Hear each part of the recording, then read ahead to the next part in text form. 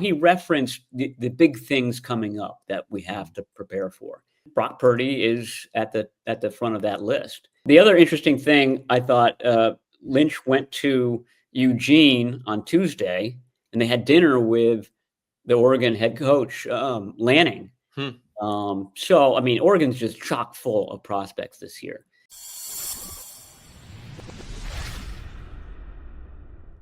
Hey everybody, Tim Kawakami here. We are 49ers Plus Minus with my co-host, Matt Barrows, fresh from the Stanford Pro Day, which probably not full of pros, but was attended by 49ers GM John Lynch, who always goes to Stanford Pro Day. Actually, I wonder why he would always go to Stanford Pro Day. And I hear there's a quarterback was standing around there who might have some prospects there, the general manager of the Stanfords, Andrew Luck. But Barrows, first time John Lynch spoke since free agency. It's certainly been a controversial time. Certainly been a lot of things said, some of them by you and me, by other people. 49er fandom, I'm sure, is fascinated to hear what how he might explain all the exits and very little people incoming. I'll just still say it.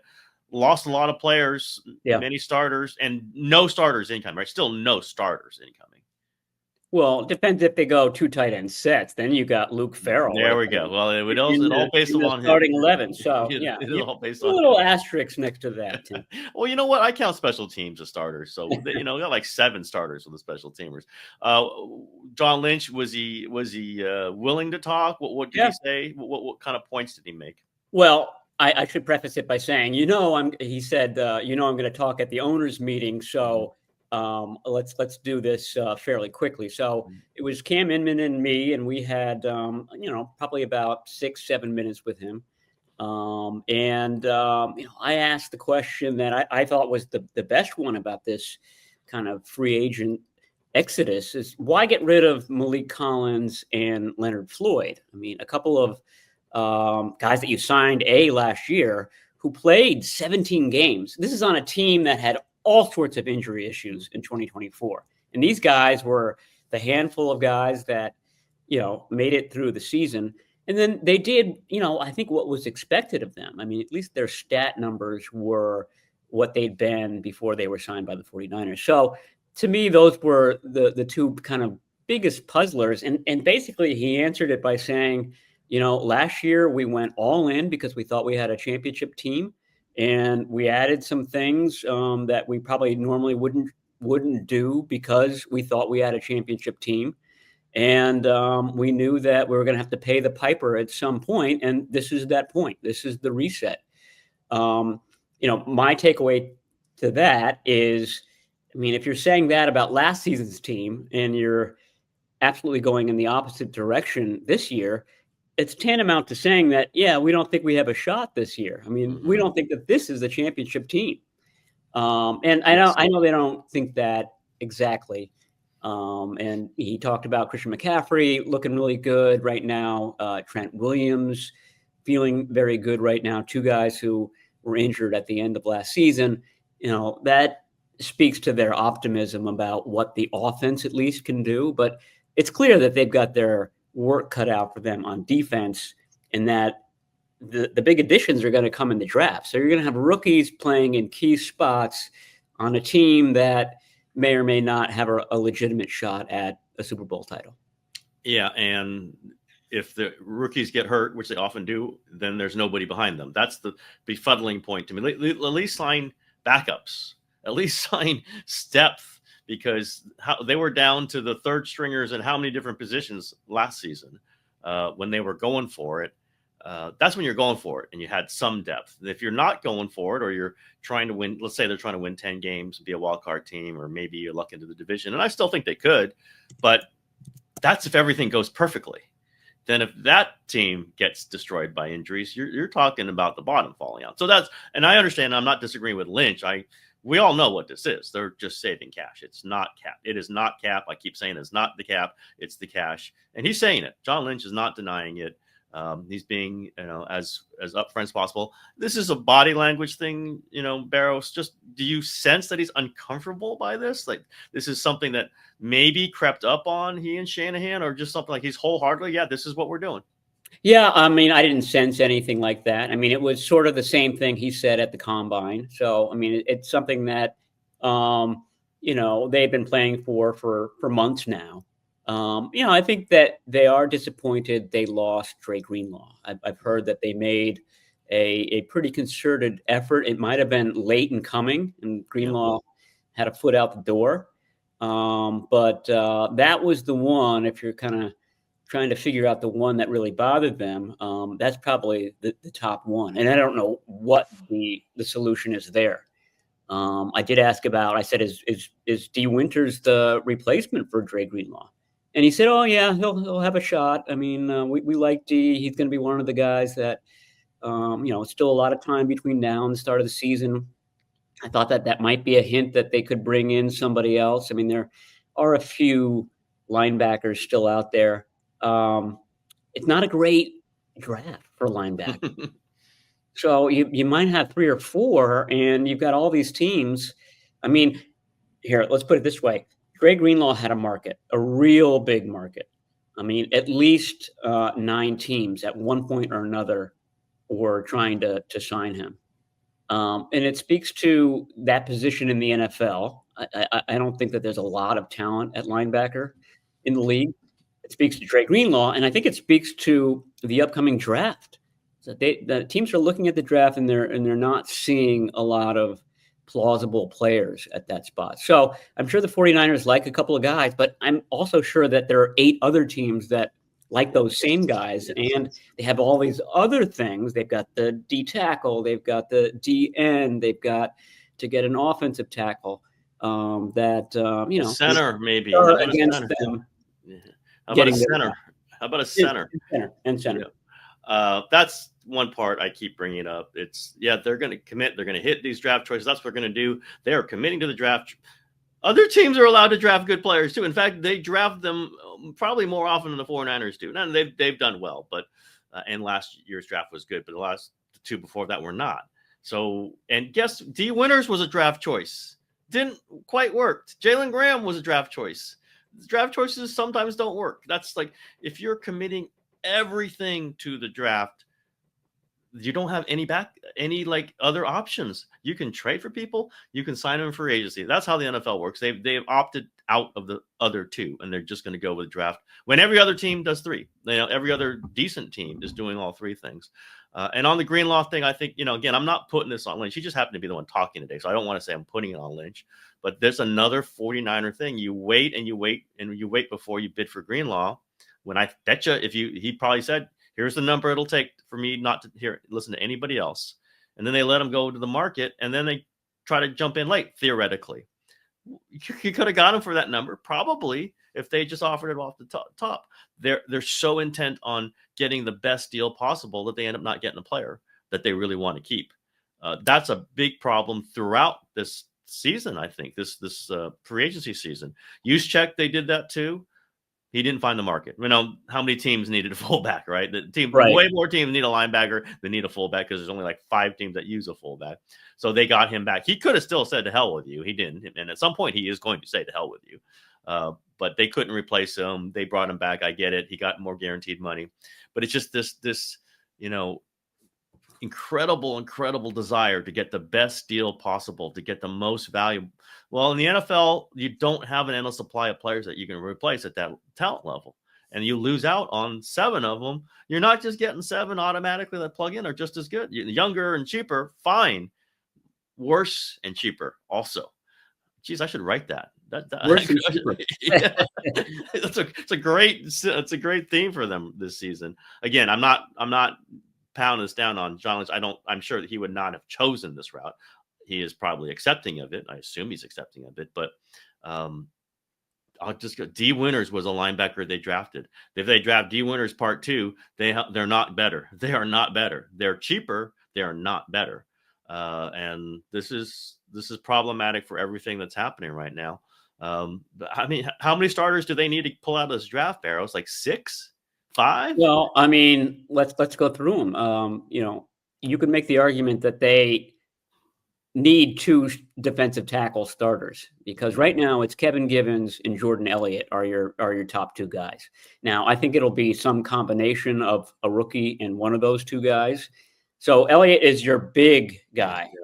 And Givens is your penetrator. He's more of the three technique. So my whole thing has been that the 49ers need to find one of each of those. And there are a lot of them in this draft. So like Michigan had a nice combination with Mason Graham and Kenneth Grant. Grant is a huge 25, 330, and he can move. I think the 49ers would love him.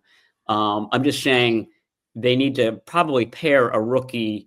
They'll probably draft two rookies, but at least early in the season, I think you have to pair him with a veteran. It's just too much to ask two rookies to start in the middle of a defense. And they rotate anyway. They rotate anyway. They'll end up playing together at some point. And then defensive end, right now you've got Yetur Gross-Matos, which I think is fine for base downs, but you want somebody to put heat on the quarterback. So that could be a starter. I mean, if the Cardinals come out in 3 wide receiver formations in week 1, that guy's probably starting. And then the weak side linebacker. That's Dre Greenlaw's position. I'm not exactly sure who's going to play that spot. I think the 49ers have a couple of guys that they like. I've heard they do, but as I just said, I think a lot of teams like those guys. So there you go. That's 3. 4. It's 4. That's 4. Yep. I don't think cornerback. I think they're probably okay there. I don't need a nickel though, right? Need a nickel, I would think.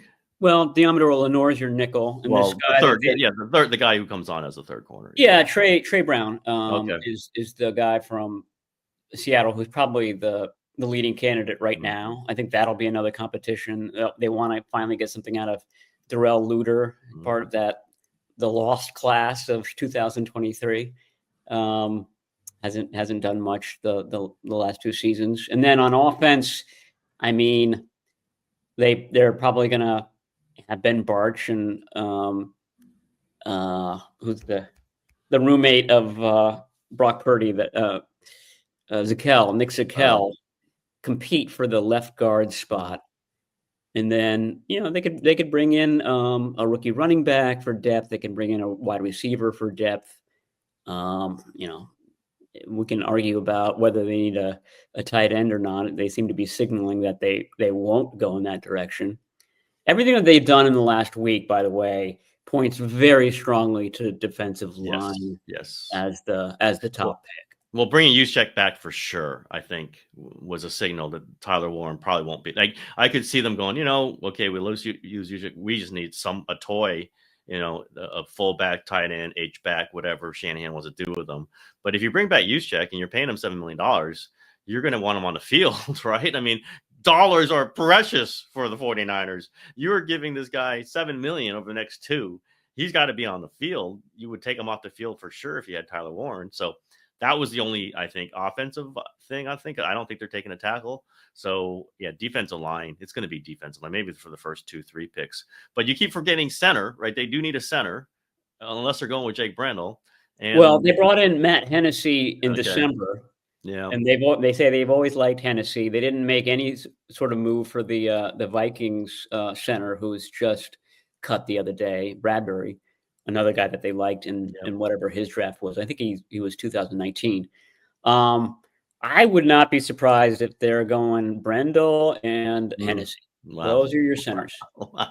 With Drake Nugent backing them up. I mean, it's not a great draft for centers. The one good center is probably going to be like a late 20s guy. So maybe if they traded back, he would be a possibility. North Dakota State guy? Is that Gray Zabel is his name. And then I guess the right tackle is they go with McKivitz. They don't upgrade there. Burford, maybe. I don't know. I mean, they think McKivitz is the bee's knees. They love McKivitz. The question is, who's the swing tackle? Jalen Moore just got paid a king's ransom. And I think their answer is Spencer Burford as a possibility. Burford started doing a lot more tackle as the season wore on, and they got thinner and thinner at tackle. They were pretty good at guard with having Zakel and Ben Barch there. So Burford started playing more and more tackle. He was a college tackle. As I wrote today in the mailbag, he's actually a little bit more tackle-y than Jalen Moore and McKivitz were, just in terms of, the parameters, size, length that teams like.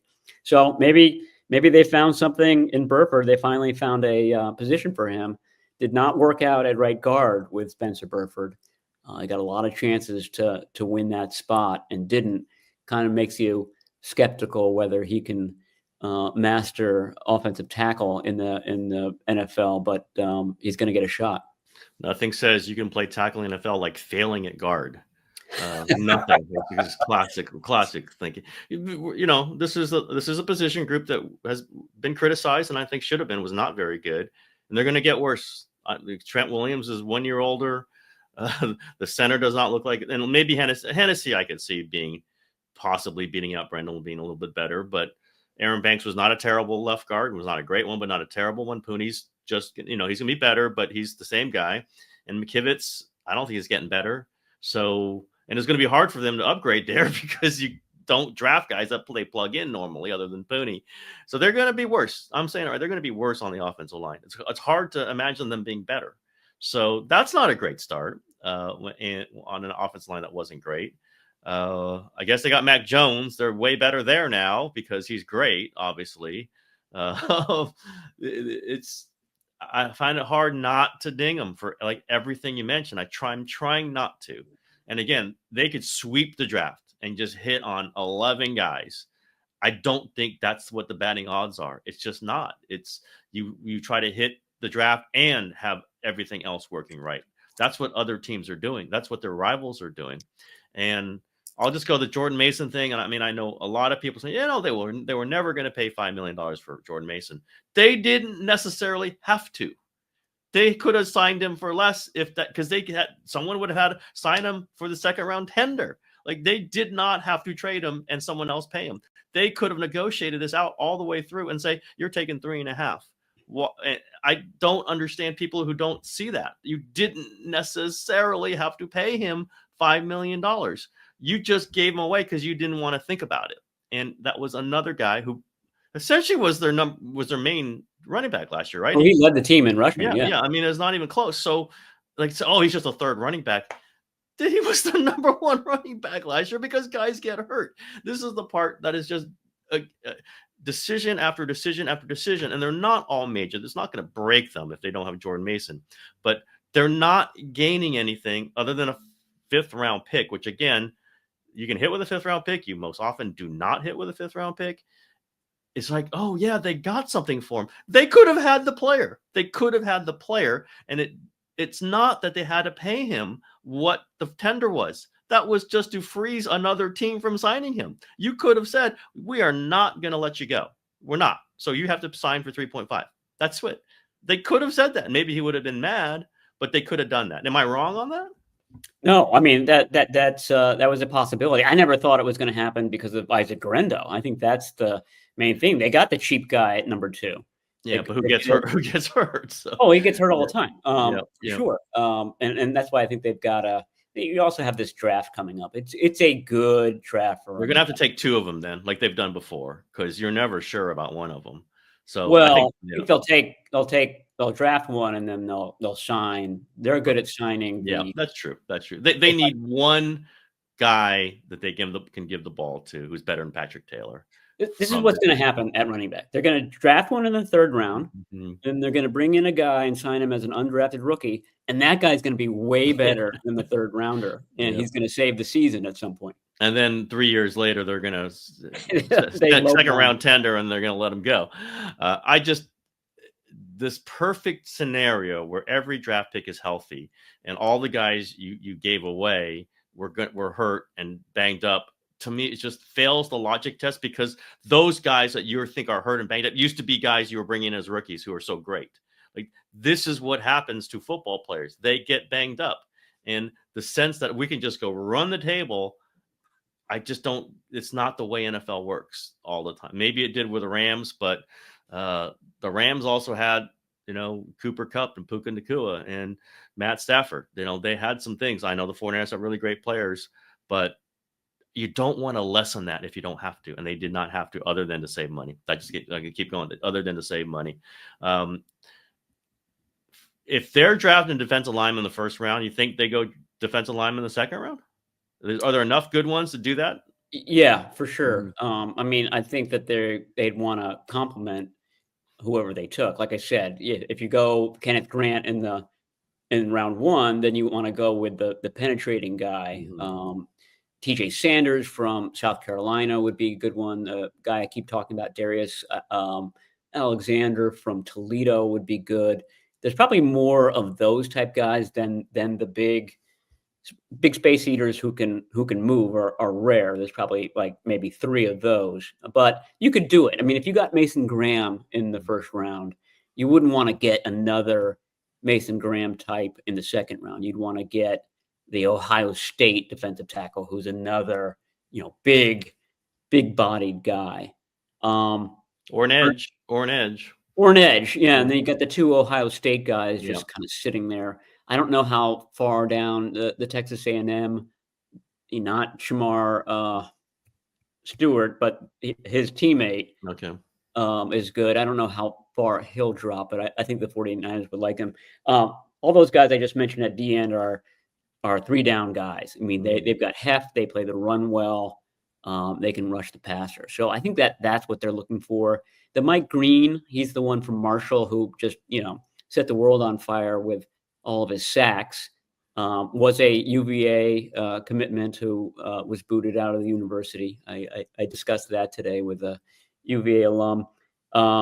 But he's a lighter guy, like a 250-pound guy. And I think he would be, and maybe on a team where you've got Yetur Gross-Matos taking some of the early down snaps, that's something that the 49ers would look for. But I don't think at number 11, I mean, that doesn't compute to me that they would take a smaller guy. So I always have Mike Green and then James Pierce from Tennessee, both of whom are sort of more speed rushers, effective, but not the big kind of 3-down guy. Ideally, you want somebody that can do a lot of the same things that Bosa does. Hold the edge.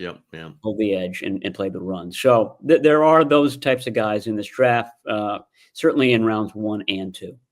Since we're not going to do another show, I am going on vacation for a little while. So we're not doing another show until I think after you guys talk to Shanahan and Lynch and maybe Jed at the owners' meetings, end of the month, beginning of April.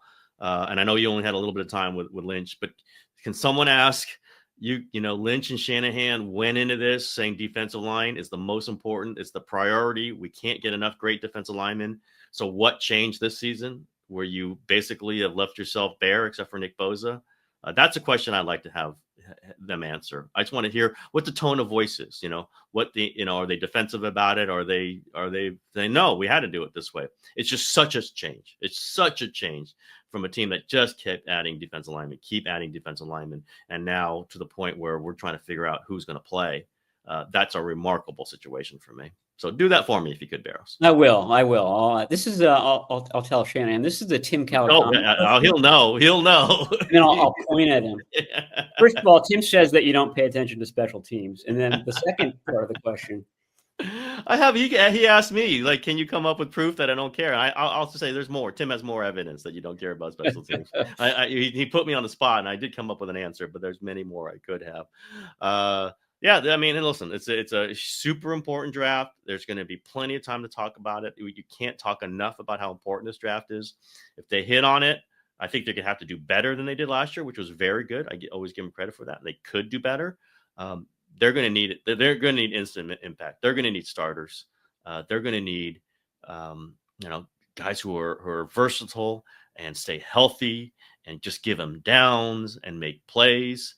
Those are hard to do. If they get them, I'm going to give them full credit for it. But they didn't get their number 1 pick last year, through no fault of his own, did not play very much. 31st pick, they're going to have 11, but, every other pick after that is going to be later than 31st. So we'll see if they can pull this off. They used a second-round pick on a defensive end 2 years ago. Yes. And he's basically delivered very little and might not play this season or ever again. I don't think he's playing. Trouble with the quadriceps injury. That'd be the old Drake Jackson there. Yeah. Brandon Aiyuk, I know there is an option payment due fairly soon. What do you think where is that headed? I now think they might trade him just to hell with it, just to get out of that option payment, to get out of the millions of dollars. It would be a massive dead cap hit, but I don't seem to care about that. Where are you on the Aiyuk situation? I mean, I just don't think that they're going to get anything of value for him. I mean, maybe you're right. It would follow the theme of this offseason, but that would be hard to do everything that you did last year with him and just get a third round pick, a fourth round pick. I don't know. They treasure these draft picks, and Tim, they're going to get some comp picks coming. The comp picks. But I asked Lynch today. He had mentioned something about Aiyuk having a big milestone coming up as far as going back down to LA and having Neil Elatrosh, test the knee to see where he is. That still hasn't happened yet. So, I think it'd be easier to trade before April 1 if Elatrosh comes back with just a glowing report about how he's doing. And I think the 49ers are expecting that to be the case, but it hasn't happened yet. So again, the 49ers could certainly let him go before April 1, but I doubt that there would be a trade before April 1. If they let him go just to get out of that money, one of us two is going to have something to write. I'll tell you that. Is going to have maybe 2 or 3 things to write. We haven't talked about Juszczyk coming back. That was a while ago, but listen, it makes sense. Like he should be on the 49ers. That's the right spot for him. There isn't another perfect spot. Other teams have fullbacks, but they were pretty much, as you noted, like other teams had already replaced their fullbacks, had new fullbacks. The money thing was a weird thing because they took a dead cap hit by cutting him, and then they guarantee more. And I know it's a lower base salary, but I don't think they gain anything on the cap by this. I think they're hurt by this by having to take the dead cap, and they guaranteed him more money. I still don't understand, other than maybe some sense pervaded, and you know what? We shouldn't have cut him. We should have just brought him back. I think that's what has to happen, or else why cut him? Why not or I guess maybe let him see the market, but then you guaranteed him more than he was guaranteed before you cut him. So that part I don't quite understand. But he's back. He should be back. He should be on this team. Yes. I mean, I think exactly what you said. I mean, it was such a bad week that I think the 49ers decided, okay, this is worth doing. And John Lynch today mentioned wanting to get him on the 10-year wall. He would have to be here this season and next season for him to do that. It's a good story, and he plays a lot of snaps and he's still good. That was Juszczyk's point all along. I think that the Lions, the Steelers, and the Raiders all were interested in him.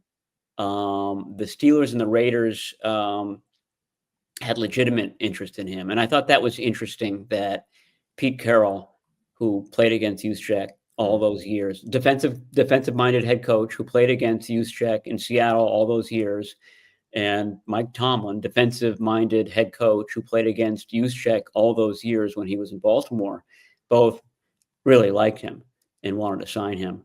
Not to the degree that would sway Juszczyk, but I thought that was an interesting wrinkle in that development. He's still pretty good. Like you look at his age, he still makes plays.